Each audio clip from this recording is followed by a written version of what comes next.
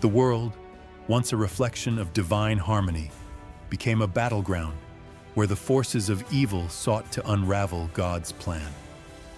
The Great Flood, as Jubilees reveals, was God's response to this overwhelming tide of iniquity, a divine act of purification to restore the balance that had been shattered. Yet even in this act of judgment, the text underscores the enduring nature of God's plan, a plan that transcends the failures of both angels and humans, pointing toward a future where righteousness will ultimately prevail. This expanded narrative from the Book of Jubilees not only enriches the Genesis account, but also invites reflection on the cosmic scope of God's design. It portrays a universe where every element, from the Sabbath to the flood, is part of a divine tapestry, woven with purpose and intention. The text challenges readers to consider the weight of their choices in the context of this eternal struggle, where the forces of good and evil vie for dominance, and where humanity's role is both fragile and profound. At the heart of the chaos that engulfed the primordial world, as described in the Book of Jubilees, stood a malevolent figure whose influence cast a long and ominous shadow over creation. Mastema, the prince of hatred and the orchestrator of evil spirits. Far from being a peripheral character, Mastema emerges in Jubilees as a cunning and sinister force, the architect behind the corruption that poisoned the earth. It was he who incited the Watchers, those angelic beings tasked with guiding humanity, to abandon their divine purpose and plunge the world into moral decay. Under his insidious influence, the Watchers strayed from their sacred duty, teaching humanity forbidden arts, sorcery, astrology, weapon forging, and deceptive adornments that sowed discord and unraveled the harmony of God's creation. Mastema's role as the leader of evil spirits positioned him as the chief adversary in a cosmic battle, one that sought to undermine the divine order established before time itself. As wickedness spread like a plague across the earth, God's response was both decisive and cataclysmic. The Great Flood, a monumental act of divine intervention, was not merely a punishment for humanity's sins, but a necessary reset to cleanse creation of the pervasive corruption that had taken root.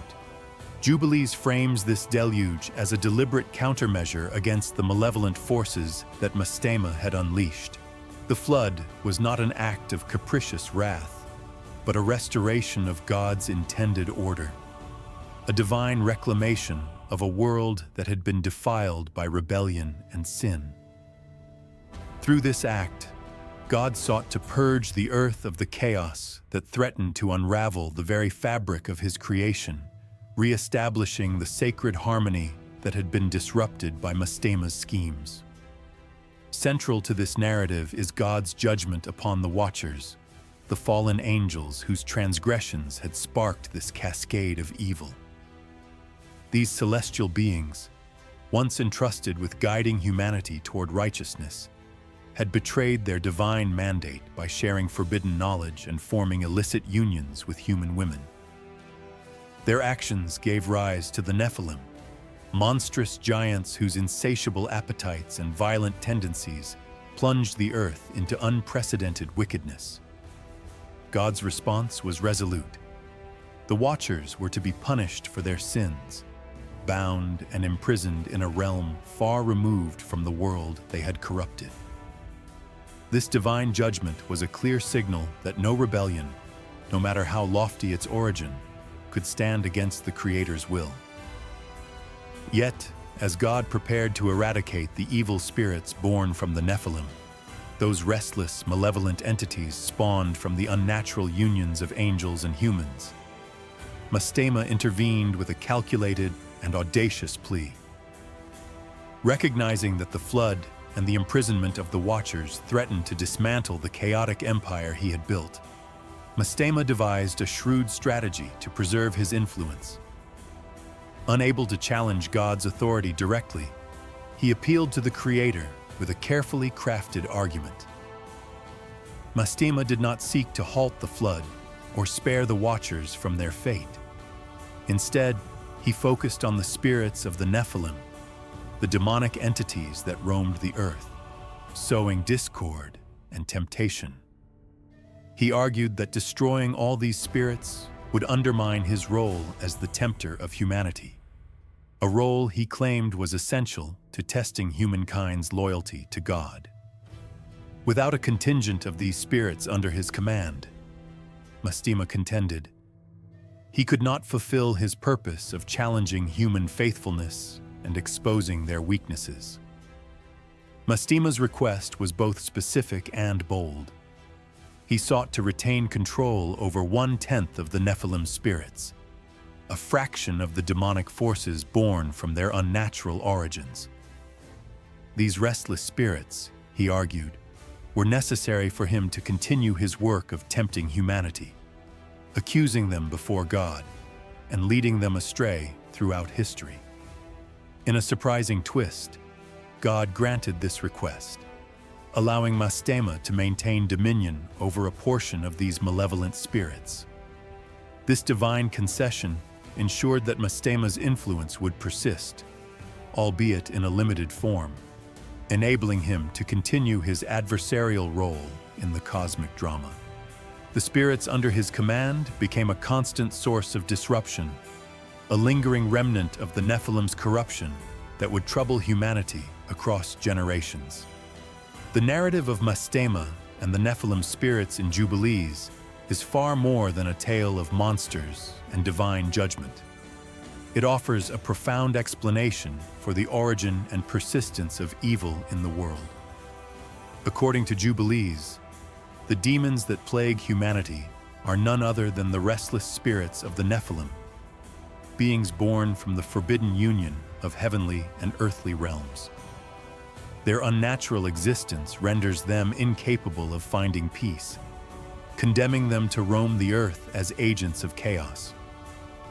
These spirits, under Mastema's command, perpetuate a legacy of temptation, deception, and moral corruption, challenging humanity's resolve to adhere to God's will. Their presence serves as a constant reminder of the consequences of rebellion, both celestial and terrestrial, and the enduring struggle between good and evil that defines the human experience. This perspective in Jubilees stands in stark contrast to the brief and enigmatic account of angels and the Nephilim in Genesis. While Genesis offers only a fleeting mention of these events, Jubilees expands the narrative into a comprehensive theology of evil, weaving together themes of divine order, cosmic rebellion, and the ongoing battle for humanity's soul. The text underscores the idea that the world's moral landscape is shaped by forces far beyond human control. Yet it also emphasizes humanity's agency within this cosmic conflict. The persistence of Mastema's spirits serves as a test of human faithfulness, a challenge to remain steadfast in the face of temptation and adversity. The implications of this narrative are profound, inviting reflection on the nature of evil and the divine plan that governs creation. Jubilees suggests that the struggles of humanity are not merely the result of individual failings, but are part of a larger cosmic drama that began before the foundations of the earth were laid. Mastema's enduring influence, facilitated by the spirits of the Nephilim, underscores the complexity of the divine order, where even the forces of evil serve a purpose within God's overarching plan. This perspective challenges readers to consider their place within this eternal struggle, to recognize the unseen forces that shape their world, and to strive for righteousness in the face of relentless temptation. In conclusion, the Book of Jubilees transforms the story of the flood and the fall of the Watchers into a rich and multifaceted narrative that explores the origins of evil and the resilience of divine order. Mastema, as the Prince of Hatred, embodies the persistent challenge to God's authority, yet his limited dominion serves as a testament to the Creator's ultimate sovereignty. The restless spirits of the Nephilim, under his command, continue to trouble the world, but they also highlight the enduring opportunity for humanity to choose faithfulness over corruption. Through this intricate tapestry of celestial rebellion, divine judgment, and cosmic restoration, Jubilees offers a timeless reflection on the nature of good and evil, urging readers to navigate the complexities of their world with wisdom and devotion. While Genesis leaves much unsaid, Jubilees fills these gaps with vivid details, explicitly outlining the origins of active evil. It goes beyond human sinfulness to reveal a hierarchy of evil spirits led by Mastema, a cunning figure who operates with divine permission to test humanity's faithfulness. Thus, the flood, as described in Jubilees, was far more than a punishment for human wrongdoing or a natural disaster prompted by a regretful God. It was the climax of an intense spiritual battle, a divine intervention to eradicate a specific supernatural corruption, the violent Nephilim and the corrupt influence of their angelic fathers, the Watchers. Yet, even after the floodwaters receded, the spiritual struggle persisted. Mastema's cunning ensured that a remnant of evil spirits remained active, continuing to challenge humanity's fidelity to God. This ongoing conflict underscores the Book of Jubilees' unique perspective. Evil is not merely a human failing, but part of a cosmic struggle orchestrated by a malevolent force under divine oversight. This narrative invites us to consider the unseen forces that influence our choices. The story of Mastema and the Nephilim reminds us that spiritual battles are real, shaping the world in ways we may not fully grasp. Have you ever sensed a struggle between right and wrong in your own life? Share your experiences in the comments below. Your story could inspire others to stay steadfast in their faith. If this exploration of Jubilee's secrets resonates with you, please like this video and subscribe to Faith Call for weekly insights into biblical mysteries. Let's continue uncovering the profound truths hidden in Scripture together. Mastema's cunning ensured that a remnant of evil spirits, the demons born from the Nephilim, remained active in the world, perpetuating the spiritual struggle depicted in the Book of Jubilees. This ongoing conflict explains why evil persists to this day, as the battle between good and evil continues to shape human history. Yet amidst this cosmic warfare, the figure of Noah emerges as a pivotal character. The Book of Jubilees offers a detailed account of his role, unveiling the third secret: the divine laws given to Noah and their significance in God's eternal plan. Following the profound corruption and intense spiritual warfare that engulfed the earth, the Great Flood arrived as God's decisive act to cleanse creation. Unlike the vague timeline in Genesis, Jubilees provides precise details, stating that the flood lasted exactly 1 year, a complete cycle that restored the earth for a new beginning. The book further specifies the location where Noah's Ark came to rest. While Genesis points to Mount Ararat, Jubilees identifies Mount Lubar, a distinct peak within the Ararat Range. This unique detail reflects Jubilees' tendency to redefine key geographical markers, crafting a sacred geography that aligns with its vision of divine history. After the floodwaters receded, God established a new covenant with Noah and his descendants, marking a fresh start for humanity. In Jubilees, this covenant is far more expansive than in Genesis, incorporating key elements of divine law that the Bible later attributes to Moses. Jubilees insists that Noah received these laws directly from God, emphasizing their eternal nature. One prominent example is the renewed significance of the Sabbath. Far from being a mere ritual, The Sabbath was reaffirmed as a sacred remembrance of God's rest, essential for humanity's new chapter.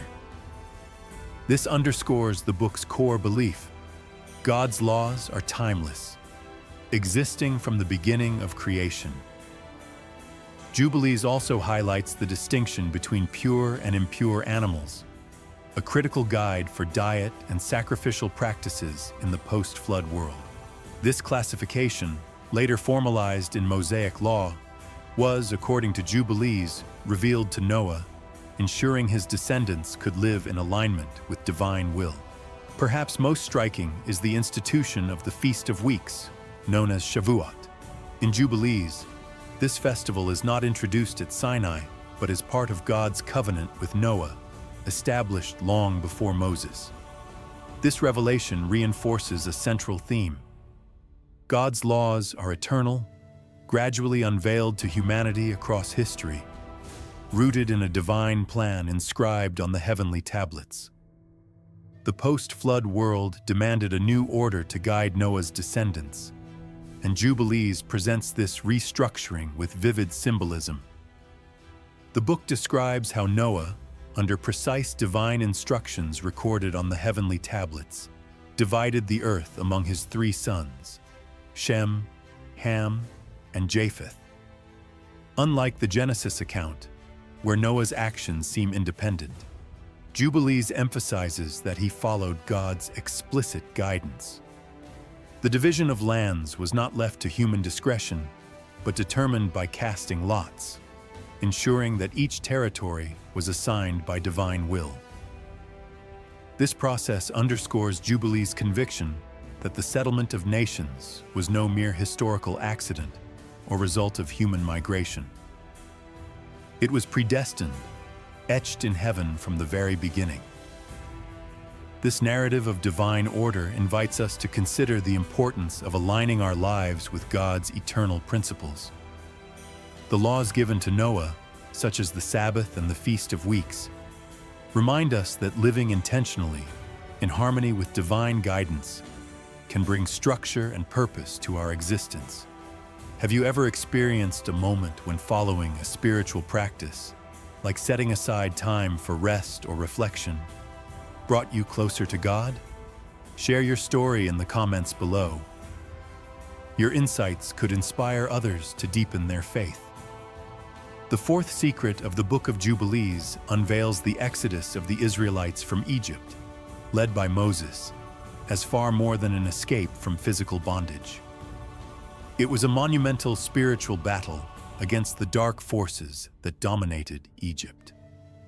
According to Jubilees, the plagues that ravaged the land of the Nile were not mere signs to sway Pharaoh's resolve. Each plague was a deliberate divine strike against Egypt's gods, which the text identifies as demonic entities under the command of Mastema, the prince of evil spirits. This ancient adversary played an active role in the unfolding events, orchestrating resistance to God's plan. Mastema empowered Egypt's magicians, enabling them to replicate some of Moses and Aaron's miracles, such as turning rods into serpents in a bid to discredit God's power. He further manipulated Pharaoh, hardening his heart to ensure repeated refusals to release the Israelites. His interference escalated in a chilling episode where Mastema directly attacked Moses, attempting to kill him before his divine mission could even begin. His goal was unmistakable: to prevent Israel's liberation at all costs. Yet God intervened with overwhelming might, unleashing judgments that shattered Egypt's false deities. The final plague, the death of every firstborn, from Pharaoh's heir to the humblest servant, stood as a devastating testament to God's absolute dominion over life and his supremacy over every force in Egypt. After this crushing blow, Mastema's power was temporarily restrained by God's angels, allowing Israel to prepare for their departure. However, his malice persisted. At the critical moment of the Israelites' escape, Mastema was released, corrupting Pharaoh's heart once more. This led Pharaoh to pursue Israel with his army to the Red Sea, driven by a relentless desire to destroy them, even after his apparent defeat. Jubilees portrays this pursuit as part of an ongoing spiritual war, with Mastema's schemes continually challenging God's plan.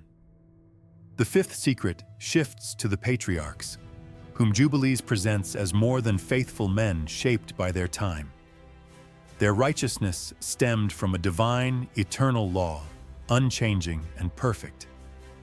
A compelling example is Abraham's circumcision, which Jubilees elevates far beyond the Genesis account. In Genesis, circumcision is a physical sign of God's covenant with Abraham, established at a specific moment. Jubilees, however, reveals its origins in the heavenly tablets, inscribed before the world's creation. This law was not a new command, but a timeless principle, integral to God's cosmic design.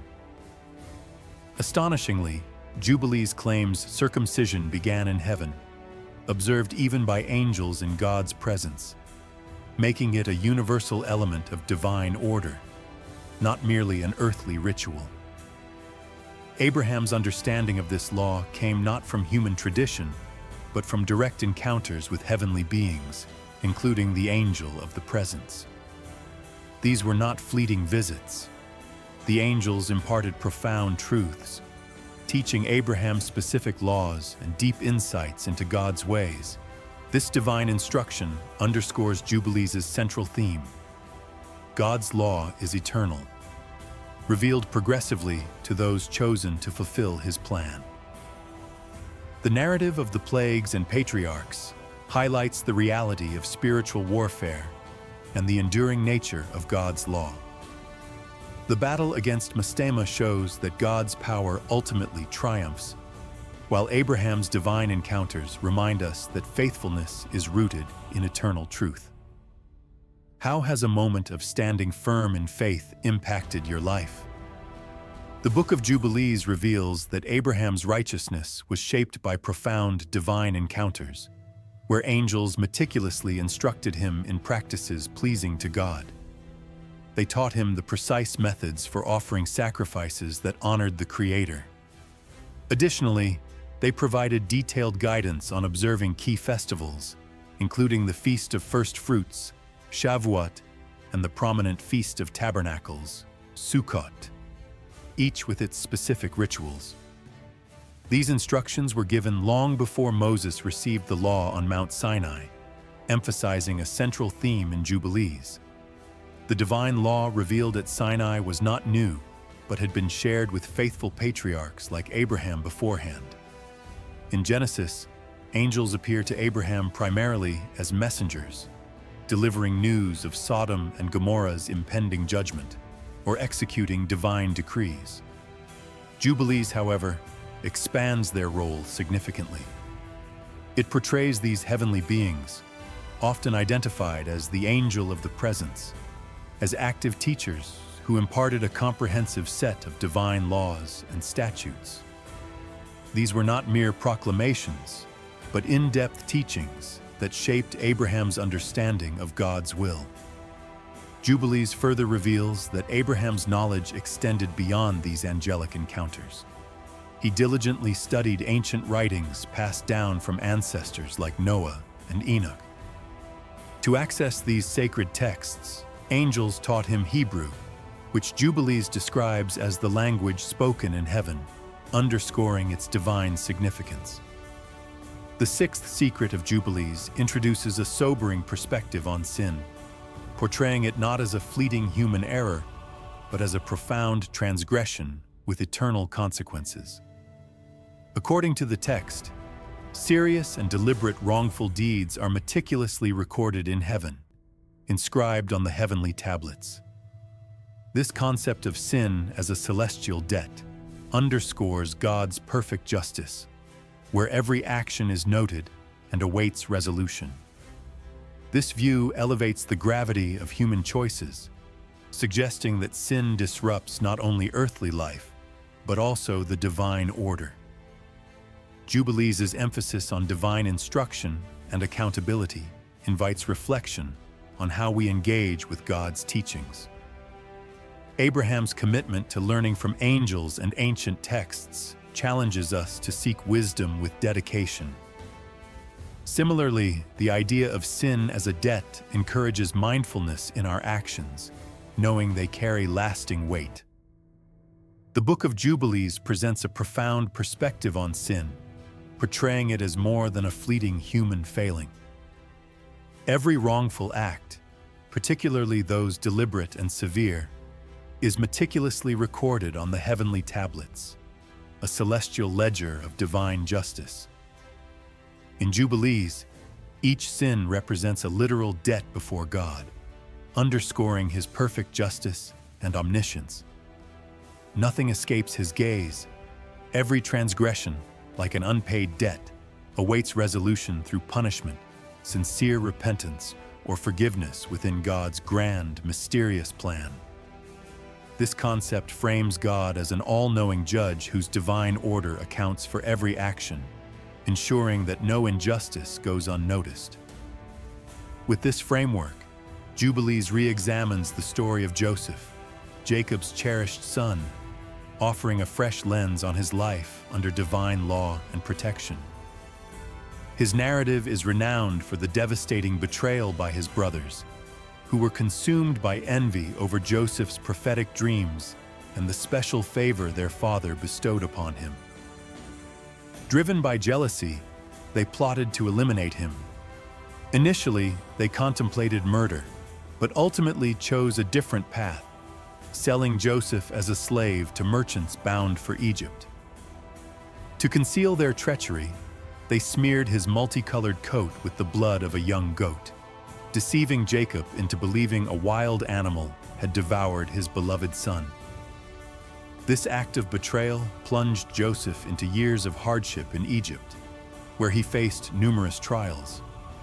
Jubilees adds a significant dimension to this familiar tale, revealing that the brothers' actions were not merely a human failing, but a grievous sin meticulously documented on the heavenly tablets.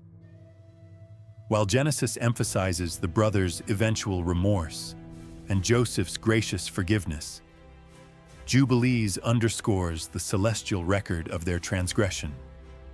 This detail highlights the weight of their actions, marking them as a stain on the divine order. It reinforces the idea that no injustice, no matter how cunningly concealed, escapes God's all-seeing judgment. Every act of betrayal carries eternal significance, recorded in heaven's unerring ledger. Yet Jubilees does not present this record as a mere prelude to punishment. The heavenly tablets serve